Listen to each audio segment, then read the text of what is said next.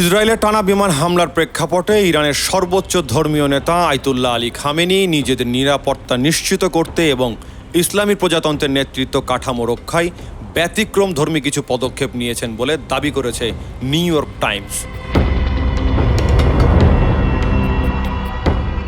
শনিবারের প্রতিবেদনে বলা হয়, জরুরি যুদ্ধ পরিকল্পনার সঙ্গে সংশ্লিষ্ট ৩ জন ইরানি কর্মকর্তার বরাতে জানা গেছে, খামেনি বর্তমানে একটি বাংকারে আশ্রয়ে রয়েছেন এবং ইলেকট্রনিক যোগাযোগ বন্ধ রেখেছেন যাতে তার অবস্থান শনাক্ত করা না যায়।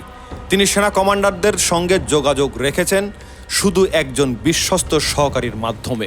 ইসরায়েল ইরানের একাধিক সামরিক ও পারমাণবিক স্থাপনায় বিমান হামলা চালানোর পর থেকেই দুই দেশের মধ্যে টানটান উত্তেজনা চলছে।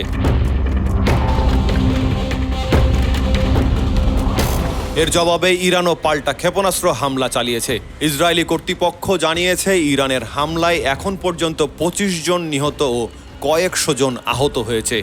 অপরদিকে ইরানের স্বাস্থ্য মন্ত্রণালয় জানায়, ইসরায়েলের হামলায় অন্তত ৪৩০ জন নিহত ও ৩৫০০-এর বেশি মানুষ আহত হয়েছেন।